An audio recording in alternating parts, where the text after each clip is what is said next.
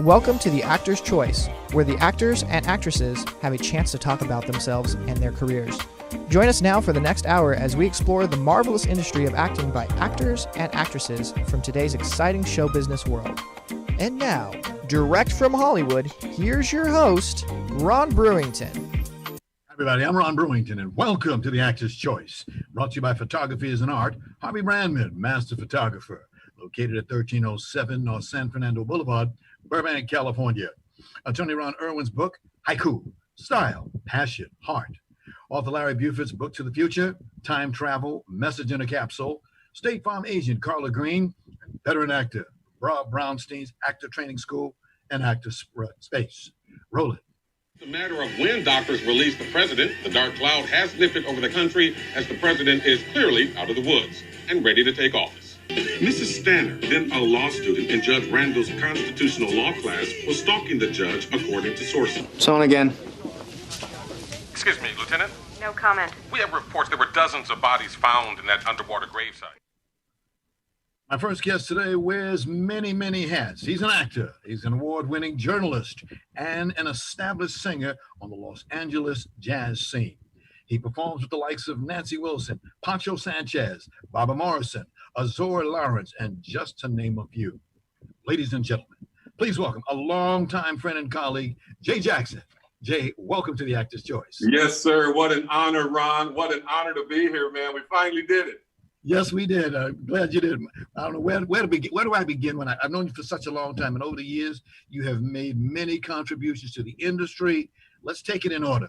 What made you want to get into acting? You know, the funny thing, I wasn't trying to be an actor. You know, I used to run this school called the Los Angeles Reporters Clinic, where I trained people how to be TV news reporters. You know, I spent 22 years as a reporter at ABC News and CBS. And I had a client who came in. She wanted to make a demo reel, because that's what we do. We make demo reels. And she wanted to try and get on this TV show on Fox. Well, she showed the tape to her manager, and I also appear on those demo reels. And her manager's like, well, is this guy interested? Well, I said, yeah. And she contacted me. She sent me out for my first audition, which was the show called Dexter. And boom, I got it, and off and running.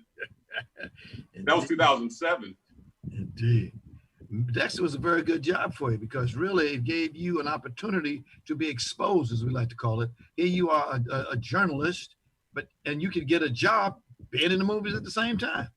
Oh, yeah, it's great. You know, it just opens up your opportunities, and so many things come out of that, you know, because I'm very successful on what's called Cameo.com, where people can, you know, just look me up and they can pay a few dollars, and I give them a personal shout out to their birthday or anniversary. So it has extended into that, which is really awesome. You know what I mean? So I didn't even see all of these things coming out of it, because I was satisfied with being a journalist. That's what was in my blood, journalism. And, you know, this is a great little side gig, I guess. Say that again. A year later, 2008, you had another role as an LA reporter in a TV series called The Closet. I mean, men from I should mention, because as you just said, you're an award-winning journalist. You covered a lot of historic events, such as the O.J. Simpson trial, the LA riots, and other stories. You did all of it. I used to bump into you. I was covering them, you covering them. We bumping into each other. Yeah, oh yeah. Right. Back in the day. Yeah, under those press conferences, man, shoulder to shoulder out there battling. I mean, you know, it's crazy. You know, because as you know, I covered the riots and, you know, the earthquake and just all of these different things I got to do in this business of TV news in Los Angeles. And, you know, just really been an incredible journey, man. And it's a real honor to be called your friend, Ron. You are doing awesome work with this. I mean, just awesome work, brother. Thank you, Jay. Thank you. You know, so bless you, man. Thank you. It's guys like you who I bounce off, who teaches me a lot of stuff. And over the years, I thank you very, very much for knowing you, my friend. Thank you. Thank you. Fast forward to 2009, you got another reporter job. This one was a hit series called Parks and Recreation. Yeah, that's the big one. That's the one that kind of made me world famous, you know, where that show was beloved by millions of people. And, you know, just oddly, my character, Bert Hapley, became somewhat of a cult figure. You know, he's iconic, and, you know, he has so many lines that people like to quote, make memes off of. And that's been great. You know, that's the one I'm most known for, and that's cool. You know, he's a little silly kind of reporter, but that's the trick. You know, that's the whole trick of the game. He sounds like a serious reporter, but he's saying some really stupid things. People love you. That's it. They love you. 2012. Then you got another job. It was on the ABC hit TV series called Scandal. Yeah, Scam. You know, working with Shonda, man, that is just a real honor. You know, Shonda is just a giant, and she's so humble. You wouldn't even think that she is this power player in Hollywood and, you know, American entertainment, but she really is. But she's so humble, and she gave me a lot of work on Scandal, and even her other shows, such as The Catch. And I'm just recently on Station 19. I'm on her show. That's not her show, but I mean, you know, she's overall the controller of it. So, you know, she's really loyal. She really helps the actors out there who are looking for work. And, you know, I'm really grateful to her, man. I really am. Like they say in this town, it's who you know. It's who you know. It really is. It really is. It's who you know. And you have to understand that, you know, humility and kindness is a requirement in Hollywood, because you just don't know who's going to help you one day or who could hurt you. So, you know, you just have to keep that in mind. And that's why people say Hollywood is phony, because there is a bit of phoniness to it. But at the end of the day, it's the industry that says, you know, watch yourself out here. Don't come in here being a jerk. You know, just be humble, do your thing, do your job, and you're going to be fine. And also, like I tell my students out there at the college where I teach at, carry a business cards with you, because you never know who you're going to meet. Oh, you never know where you're going to be, man. I mean, you never know who you're going to meet. I mean, in restrooms. I mean, I was covering... Oh, what was I covering? I forget what I was covering, but I was in the restroom of the LA Convention Center, and some guy came in and he said, "Hey, aren't you the so-and-so guy?" And, you know, from Parks and Recreation, because I thought he knew me from TV news, you know, because I worked here in LA at CBS 2 and KCAL 9 for a long time as a reporter, but he knew me from Parks and Recreation. And this guy ended up being a producer and booker for a lot of venues in Westlake Village. And as you mentioned earlier, I'm a jazz singer, and he just hooked me up with all kinds of stuff, man. And it was great. I just popped him a card, and, you know, he called me 3 days later, and it was on. So, you know, you're right about that, man. Stay ready. While you were on that show, Scandal, you played a regular named Mike Waters. Tell us about that gentleman. Yeah, Mike Waters, he was kind of the anchor of the news on Scandal. I mean, when there was a big story, because, you know, Scandal was filled with all of these big controversial issues. And when there was that big one, you could always know that Mike Waters was going to be there. And Shonda did a lot with a lot of reporters coming on. And, you know, all the reporters came on, I'm the one who appeared the most. And that kind of, you know, it's like I said before, man, she's so humble and honorable that she allowed me to come on there more than any other reporter. And the show became known as, if there's going to be a big story, a big issue, a big particular type of storyline going in a particular segment, you know, it was going to be Mike Waters, you know, anchoring it and covering it. And Scandal fans knew that. And that was cool, because a lot of them were also Parks and Recreation fans, and also, you know, other shows that I was on. But, you know, when I would pop up as Mike Waters, it was always trending the next day online or on Twitter and that sort of thing. So it's this cool kind of little symbiotic element going on between Parks and Recreation, myself, Scandal, and it was cool, you know, because we all kind of built up on each other. Like a lot of other people in this world, not in this country, but in the world, we used to run home like heck and catch Scandal. I mean, Kerry Washington, Joe Morton, those are the big people. Those are big people. Oh, yeah. And Kerry is so cool. And Joe, you know, all of these guys, man, they were just like really cool people, because they were doing a lot of other things at the time. And you could tell their gratefulness of how life was treating them, where, you know, they could be jerks. And I worked with jerks on set. But none of them was. No, they were all great people, and I'm just really blessed to have been a part of that, you know. Yes. Curiosity. The show was about Washington, D.C. Did you ever go to the capital city for scenes? No. All my scenes were shot right here in Hollywood, you know, because I think maybe there was only 2 locations scenes that I did when, you know, one, there was some shooting at a hospital and we were outside the hospital or something like that. But most of them were over in, you know, the studios right in Hollywood. I think it was Raleigh Studios, I believe, at the time we were shooting that. Yeah, I want to say Raleigh Studios, but then they moved out of town. But, you know, we had a lot of work there. But never did I do anything in D.C. with that show. Shame you missed all the crabs and all the good food and the party there. Yeah, right, exactly, right. Yeah, it's called the Chocolate City at that time. Oh yeah. In 2015, you did Supergirl, of course. Yeah. Still on Scandal and Parks and Recreation. Yeah, Supergirl was a trip, man, because I was just supposed, like Parks and Recreation was just supposed to be one episode and boom, in, out. But that turned into a little recurring role. I only did like 8 or 9 on that particular show. But I mean, it's in reruns. So it appears like I'm everywhere all the time. Everyone's always calling and saying, man, you're on TV all the time. You must be rich. I'm like, no, those are reruns. Yeah, we have a little take on it, but not like that. I'm not making, Kerry Washington kind of money. But, it's always cool just to be on. And then that exposure, there's value in that. So, yes. Speaking of characters, tell us about that favorite character we used to love, a guy named Perd Hapley. Yeah, Perd Hapley, man, Parks and Recreation. That's the one that's gets me the worldwide fame. I get notes and letters and emails. My agent get all of that from different people from around the world. They just love the character.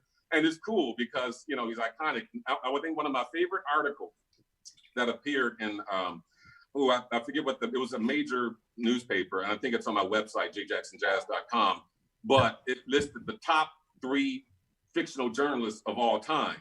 And the top 3 were Mary Tyler Moore. Mm-hmm.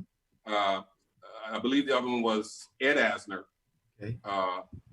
And then Perd Hapley. So to be mentioned with those characters in the history of Hollywood by a major publication, it's something. It's not something that you take lightly. So in the game here in the industry, people read that, and now I get calls for roles. I don't even audition anymore. They just call and say, hey, can you come here and do this show or do this scene? To my agent, of course. And that's so cool, man, because, half the battle in Hollywood is hitting these auditions. Wow. You mentioned just a while ago the reporters clinic that you have. Is it still in operation?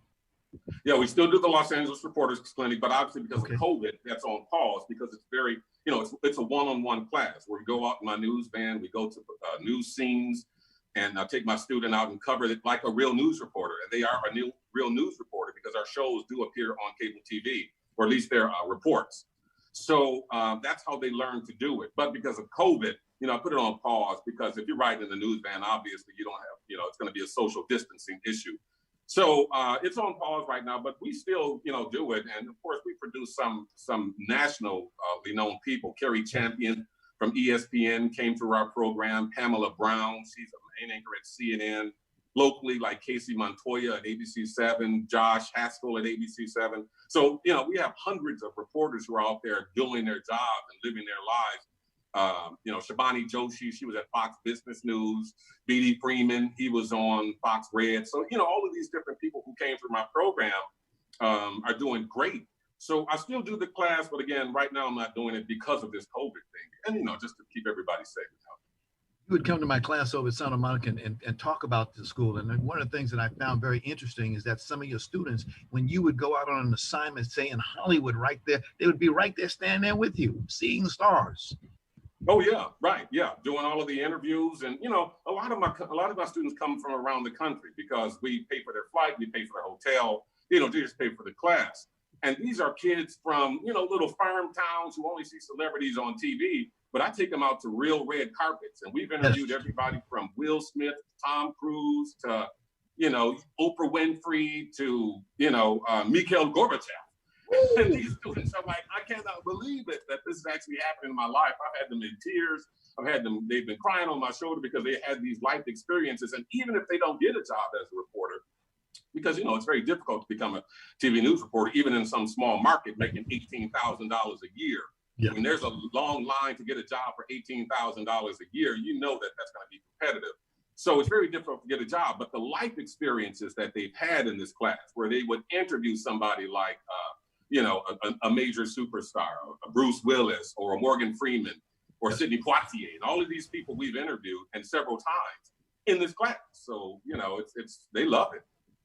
I'll be glad when you get it back together again, because a lot of people they've seen this interview and they'll keep talking about it and whatnot. And I hope that folks will come back to the school, get into school indeed. Yeah. It's really to help these kids. I mean, I don't get rich off of this.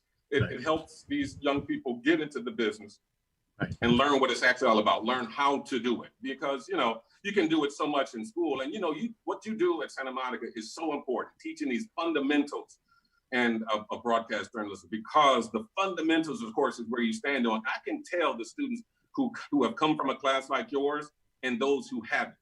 And it is such a treat to work with students who come from classes like yours at Santa Monica, because I don't have to do as much. You know, we had one star come from your class. I'll just say her first name, Erica. She's a big star now, but she came out of your class and came to my class after I did a little speech at her class, and she's gone to do great things. But I really didn't have to do much with her because of what you did with her. You know what I mean? Your training, and that is so fundamental and it's so important, man. And you made my job easier with that one. So let's keep that going.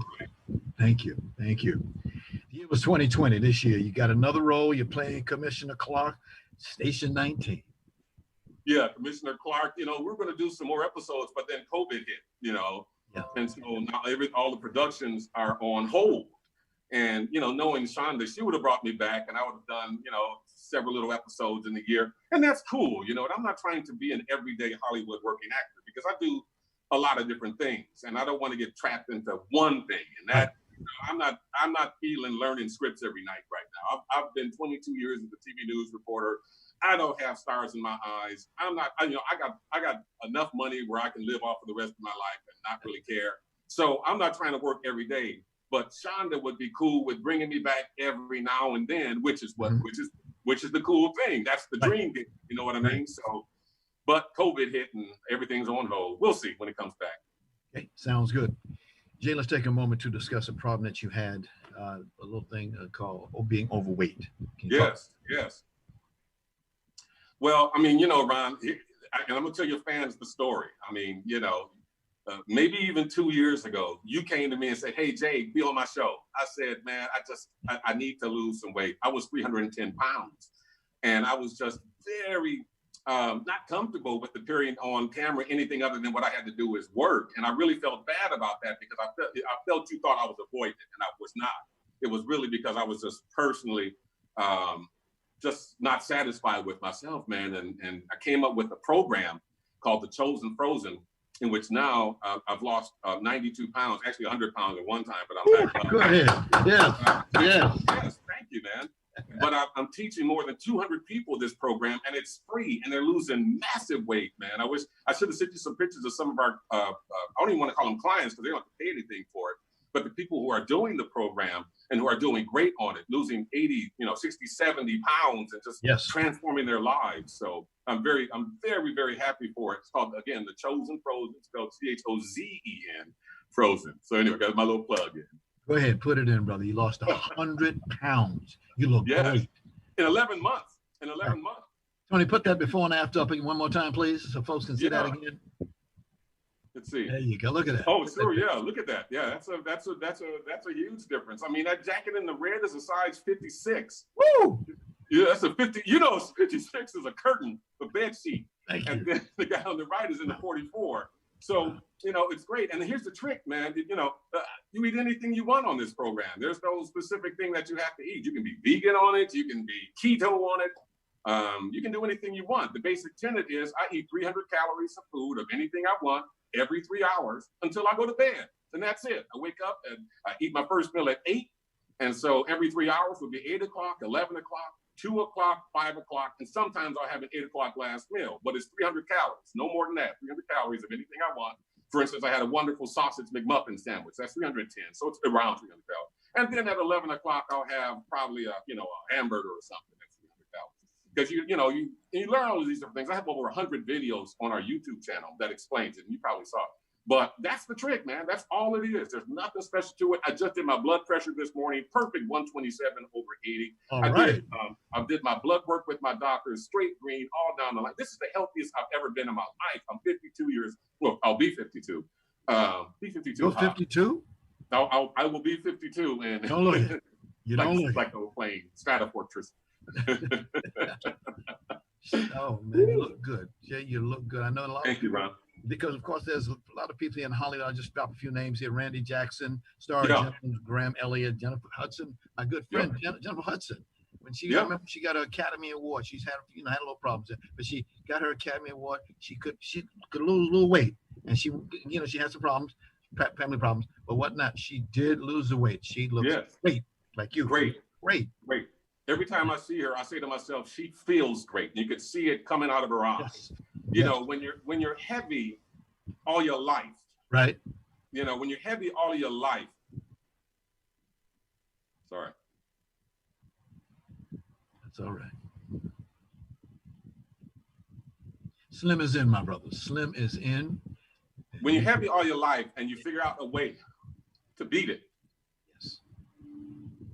Well, you beat it. It comes out of your eyes, man. It comes out of your spirit. I can see it. And I know the people because I train them and I teach them. And I know how that changes you. And I feel so good for them. I feel so, it's overwhelming. So that's why I'm getting a little choked up. But it's overwhelming because I know what they're going through. I know the change in their life, the transformation. It's more important than anything because it's the thing that could have killed you. Yes, man. And when your children are proud of you. Go ahead, man. Go ahead. Making the change. When your children are proud of you for making that change. Man, it's overwhelming, brother. And I know what these people are experiencing. That's why this program is free. I don't make any money off of it. And I want people to experience that because when you're overweight all your life, you feel you can't escape it. But when you find the key, and I found the key, Ron, I found the key to completely control it. Yes. It's amazing. And you want everybody to experience that. So anyway, that's it on that, man. I'll start crying like a baby on your show. So. It's all right, because I'd be right there hugging with you. Say, come on, man. Don't let it happen. Because you lost 100 pounds. Yeah. Woo. You know how it is, man. You find the thing. Yes. And we got just a few more minutes, Jay. But in the beginning of the show, we said you wear many hats. One of them is that you don't sing, you sang. There you go. Look, there's a picture. Look at it. Looks great. You know, and I love it. You know, I love being on stage performing. I love interacting with the crowd. I love seeing the crowd get a real thrill out of what myself and our band does. You know, I do a tribute to Lou Rawls and to Barry White. And then I do a whole jazz show with the great Barbara Morrison. In fact, we'll be doing a great show with Barbara Morrison on Juneteenth, which is, you know, my favorite holiday of the year. Yeah. And so that's going to be awesome coming up. But yeah, I love all the things I do. I love to do it's singing. That's the one I love to do simply because you have that symbiotic relationship with a live crowd, which is just, you know, you can't put that into words. What do people say to you when they see you looking lean and mean and singing? What do they say to you? I'm going to tell you something, Ron. One of the greatest experiences people have in their lives when they've lost massive weight is when they haven't seen someone in about a year. And you walk up to them and they have no idea who you are. And then there is a moment of realization of who you are. The entire structure of their face will shift. Because, you know, they're first looking at you like, who is this stranger coming up to me, talking to me? And they got that mask up. But then they say, Jane? And their mind's blown. And then their face shifts back into that friendship face. That is just the most amazing thing, man. I'm going to tell you, you know, that is an experience that every person who is overweight should have. And they will tell you that same thing. A person will give you a face like they don't even know you. But, you know, once they realize who you are, that's awesome. And then singing, of course, it just makes it better, you know, because I sing love music and there is an element of sexuality involved. And so, you know, when you're up there, it can move better, breathe a little better, flirt a little better, you know, your suits fit great, your gear, your outfit, you know, you looking clean and, you know, you got that Coke bottle athlete shape, brother. It's wide open to you, man. It's wide open to you on that stage. You just, you know, palm of your hands, literally. And I love it. Yeah, I hate to quit you, but we're out of time. We'll have to get you back out here again. Of course. So we just touched the tip of the things I'd like to ask you and talk with you about. But yes. Before you go, we're going to do a little picture of you rolling, doing your thing. All I can say is, Jay thank you so much. I'm Ron Brewington. This is the Actor's Choice on our 199th show. Yes. Tony, go ahead and roll that tape. Take care, Jay. Thank you so much. Congrats, so easy to love, so easy to idolize all others. Above, so hurt, the yearning for, so swell to keep the whole fires burning for. All right. Studio of Harvey Branham, Photography is an Art, is proud to offer you a $100 discount off any photo package valued at $300 or more. Now, Harvey's been in the business for nearly a quarter of a century, and he certainly knows how to take care of his customers. So please give him a call today at 818-954-9294. That's 818-954-9294. You'll be glad you did. And by the way, please tell Harvey that you heard about his offer right here on the Actor's Choice. Haiku, style, passion, heart. It's the latest release from author and attorney Ron Irwin. Now, the book was inspired by the author's first exposure to haiku well over a half century ago. And this experience produced within him a deep passion to experience Asia, which he later did as a U.S. Marine. The book is available in paperback at lulu.com. So Irwin says he'll give 20% of net book sales split evenly between the veterans of foreign wars and Vietnam veterans of America. Book to the Future, Time Travel, Message in a Capsule. It's a book by author Larry Buford. It's an historical and faith-based account of how what we do and follow today will affect us tomorrow. The author also calls it an adventure for those who want to travel again back through time. The book is now available in paperback for only $17.95.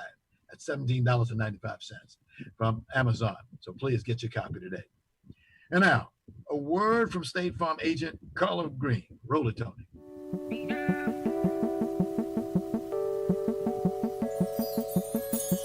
Let me ask you something. What do you see when you look at your home and your car? Do you see a bundle? A combo deal? That's how other insurance companies see them. But a State Farm agent sees so much more. Because the State Farm agent sees your home and your car as more than just four walls and four wheels. They see the things you've worked really hard for. So why not give them the protection they deserve? Let me help you with that. Give me a call. State Farm agent Carla Green, 213-239-9675. I look forward to speaking with you.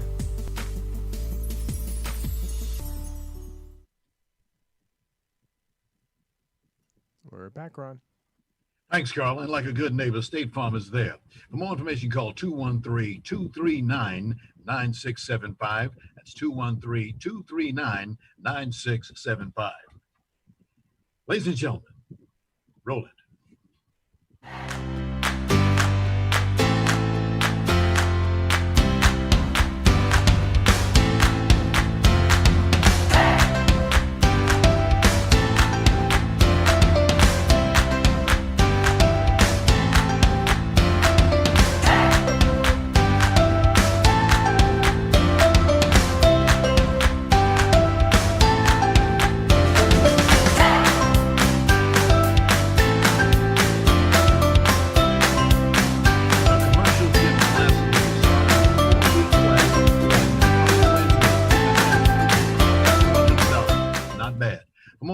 Please contact class@ronbrownstein.com or 323-646-1268. That's 323-646-1268.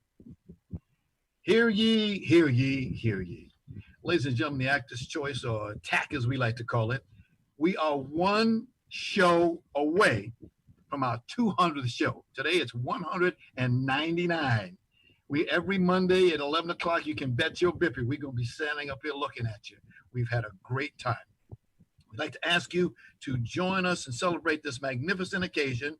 There's a lot of hard work that goes into this, but it's our pleasure serving our ever-growing audience. Now, we're asking you to please pick up your cell phone and take a selfie of yourself, and give us a shout-out. Give us encouragement to go for another 200 shows, and then send it to our website, which is located at theactorschoicela.org. That's theactorschoicela.org, and you'll get information where to send your shout-out selfie. All I can say, ladies and gentlemen, from the bottom of my heart is thank you, thank you, thank you. Every Monday, we get guests to come in here, all types of guests, and we really, really, really enjoy doing our show. 200. Now we got to work for 200 more. Thank you. And finally, if you have a product, a service, or an upcoming event that you'd like to see advertised on this program, please call 323-533-1036.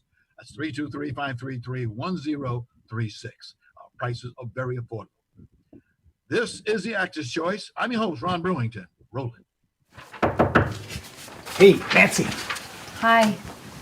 Hey, look, I know you think this barnacle-ridden old ship is sinking to the ocean floor, but what I got here, I think we can get this baby right back into the black. Hold your excitement, but what I've done there is humbly sheer genius. Wow. It's really great of you to go through all this trouble, but unfortunately, we just can't afford you. Oh, no, Nancy. This is an offer. This is pro bono. I'm doing this straight from the heart, right out to the press. My next guest lives in Long Beach, California. She started off in this industry as a professional dancer. But guess what? She suffered injuries to both of her knees at the same time and decided to shift her career to doing actors. Ladies and gentlemen, please welcome Tiffany Nicole Parker. Tiffany, how you doing? Hi, I'm good. How are you? I'm doing great on my 199, and we want to thank you for being on that. 2 knees at the same time? Ooh, Yeah. Woo, that hurts when I think about it. My goodness. Yeah. But look at you now. Inviting, and you did, okay, the year was 2016, and you did 2 things at the same time. You wrote and co-hosted a TV series called Sports Sorority. Mm-hmm. What was that about? So it was a web series with four of us ladies, and we all collectively loved sports together. And we were kind of sick of seeing only thing we could watch about sports highlight shows or any sports news shows were all just men. And so we wanted to do something where we felt other women who loved sports as well would want to tune in and listen to us talking about highlights and us talking about our opinions on trades and all that kind of stuff. And so we did it for about a year. It was fun. It was great. And we had a good time. And you learned a lot too. Yes, absolutely. Wow. Now then in the same year, 2016, you got a chance to do a role in a TV series called Married with Secrets. Mm-hmm. Interesting title. Yeah. Interesting. So I actually, it's funny, I played a woman who was from Ireland, and she got involved in a relationship with a man who did a little S&M action. And What kind of action was that? S&M action. Okay. And he was the one that was married, and he ended up actually killing her. So yeah, it was interesting. It was a fun role to play. I got to wear a lot of leather. I remember when the director had called me about booking the show, and he was like, hey, I remember I was walking in the mall with my friend, and he said, I just want to call you and make sure that you know what you're getting yourself into. You're going to probably have to be wearing a leather bodysuit at some point. There's going to be this involved. And I was like, oh, I'm walking around the mall in a leather bodysuit right now. And he was like, oh, perfect. And so it was just, yeah, but it was very nice. That's one of my favorite directors I've actually ever worked with. His name is Greg Francis, and he's fantastic. He is definitely an actor's director. It's amazing the things that you see and do in this life. Right. Indeed. And just so you know, interesting title for a documentary. I always say to all my students that I have over at Santa Monica, there's a public side of you, there's a private side of you, and then there's a secret side of you. That's true. Oh boy. That's Indeed. true. Indeed. In 2017, you did another TV series documentary called A Haunting. Uh-huh. You like docs, huh? I do. So actually, this was fun. I flew out to Virginia for a week and a half to film this with a company called New Dominion Pictures. Excuse me. It was a blast. I got to work. It was my first time. I had 3 kids in this series. So it was one of the first times I worked with so many kids on set at the same time. And they were awesome. They were so professional. They were great. I will say it was in Virginia in the middle of August.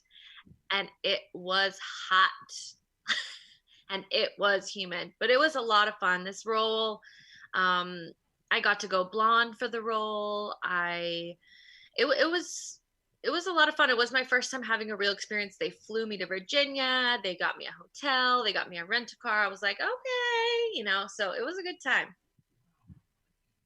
Please tell us, what's it like being a new actress like yourself, trying to get noticed and struggling at the same time?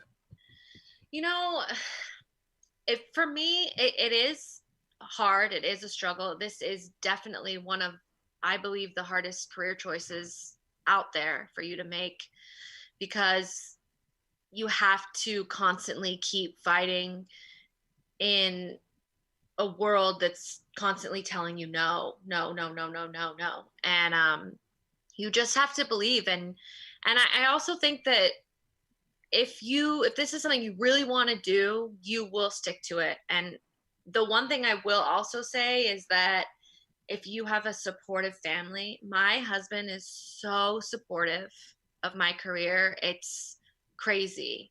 He does jujitsu, so he's very committed to that as well. And I'm very supportive. And we both, had a discussion where it's like, if I book a role, like I made a joke with him on our wedding day. I was like, if I get an audition today or a callback, at least my hair and makeup will already be done for me to go.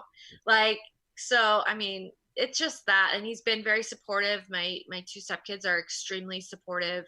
I've never had anybody in my family telling me like, oh, you should try to get a real career or do that. So that honestly has helped 100% make a difference in that. But yeah, it's tough. Sometimes you don't know what's going to happen. Or, I had, like you were saying, in 2016, I booked 2 things back to back, and then it wasn't for a while. I booked something after that. But you have to just be grateful for the work you get and be grateful to get in the room when you can and just keep pushing. And if you really want it, if you really, really, really want it, I believe there's nothing that can stop you from getting it at some point. I feel like maybe you just have to wait till it's your time for the industry to notice that you're valuable. Tiffany, you do have a good attitude, my dear, and acting is your passion, right? Yes. Passion, right. What kind of roles are you looking for? Actually, in the current state of things, I was talking to my husband the other night, and I was like, man, I do love comedy, and I believe I'm naturally funny. My husband thinks I'm funny, so I don't know if that's a thing, if everybody else does, but I sure do. So I do love comedy. I do love improv, that kind of scene. But I also was talking about lately, like, I feel like I just want to be more involved in making art that says something and that really speaks about our world, our lives, real life situations, stuff like that. And so I'm looking lately into more getting into things like that. Art with action is what I like to call it. Something along those lines. Art with action. Of course, I don't believe like, oh, that's funny and it doesn't have a message, so it's not important, because I think all art is important. And I think at some time or another, you definitely need relief from seriousness of things that are happening or stress that's causing you mental health issues or anything like that. And so all art, I definitely think, is important and needed. But I do think it's time for the more important art to be out there, more original art to be out there. So, yeah. Yeah. Well, so who are some of your acting mentors and why? Definitely my coach, Rob Brownstein, is a mentor of mine. Rob Brownstein, sorry, is definitely that's veteran actor Rob Brownstein. I yeah. Veteran actor. Yeah. He's definitely a mentor of mine because that reason. He is still a part of the industry. He's still out there doing the same things that we're doing. So we get a lot of real time mentorship from him, as opposed to, 40 years ago when I was in the business, blah, blah, blah. He's current. He's doing that. I really look up to Catherine Hahn. I love Catherine Hahn as an actress. I think that she's funny. I think that she's different.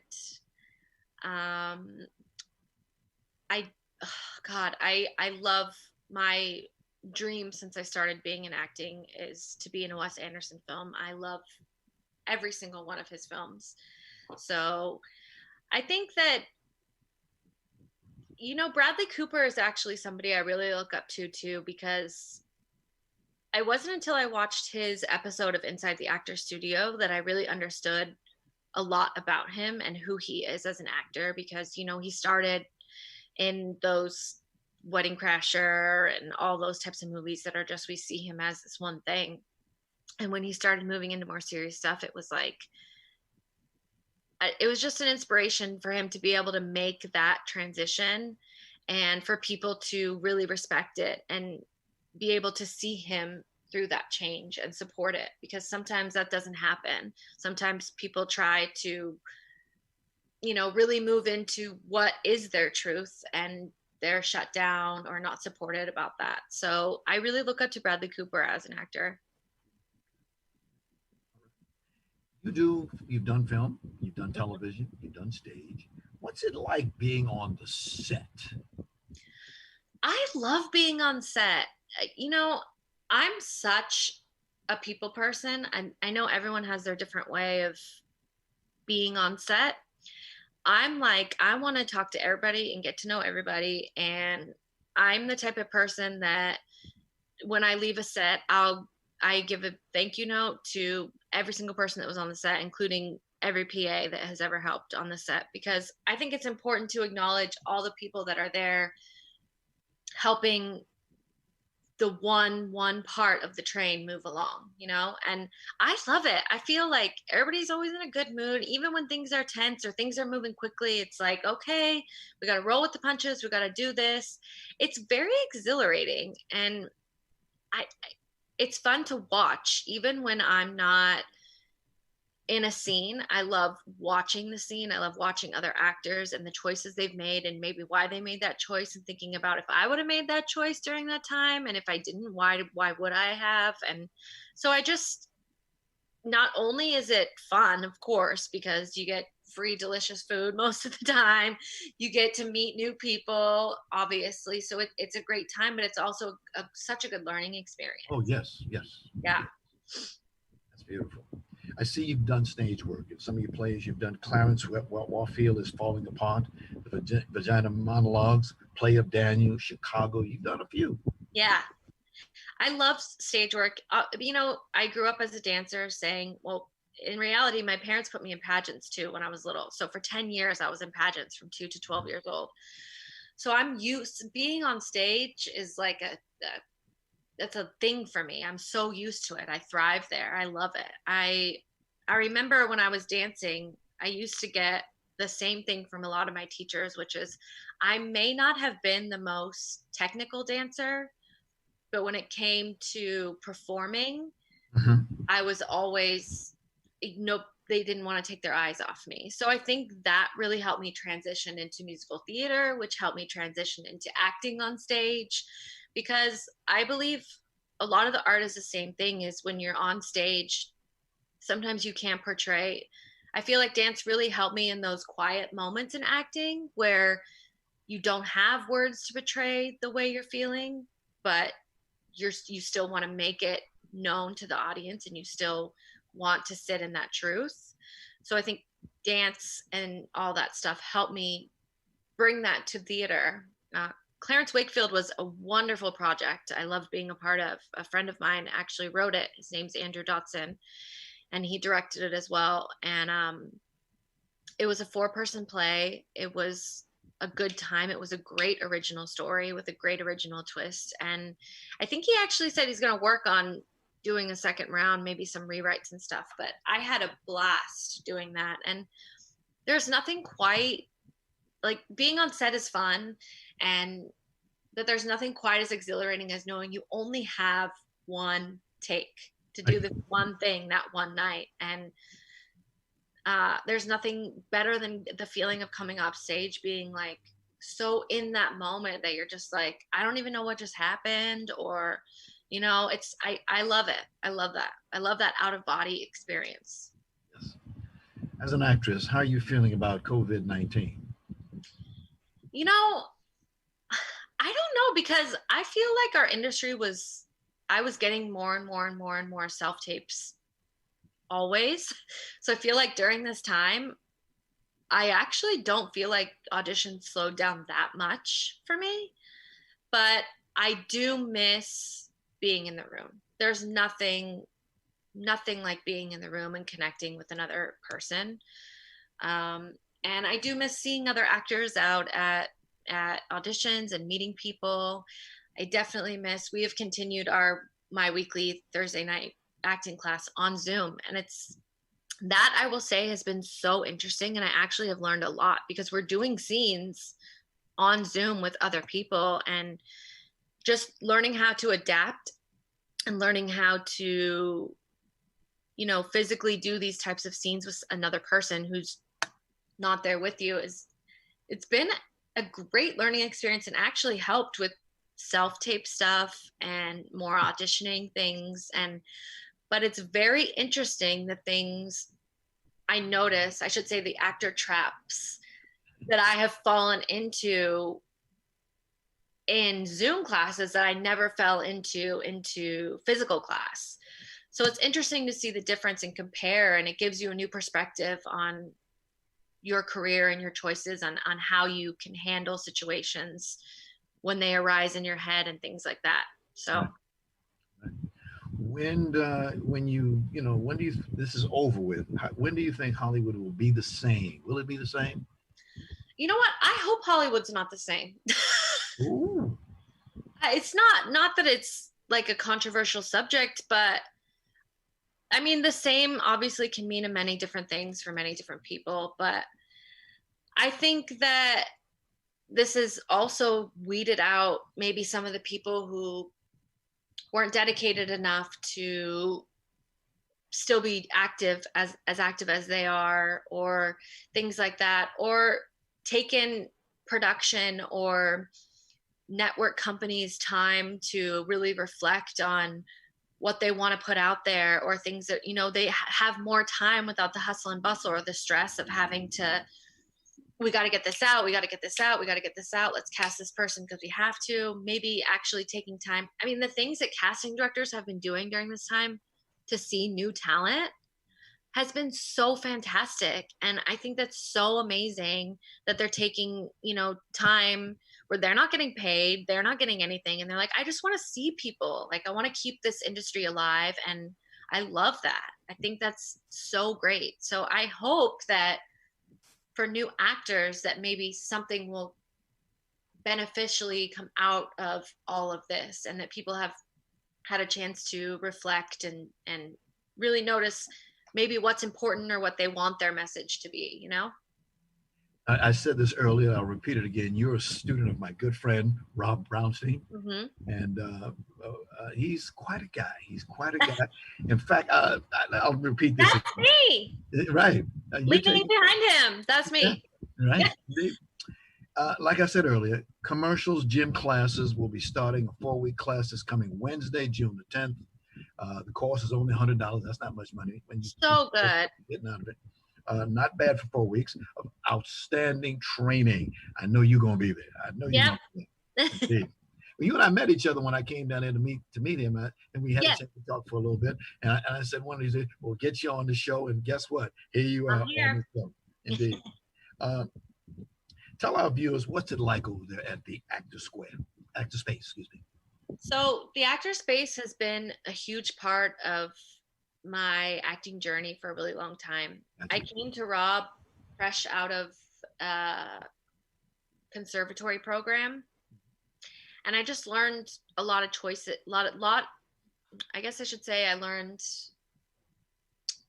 a lot of the traps, or the like I talked about earlier, actor traps, or things that I did in my acting career have very much changed since I've started working with Rob.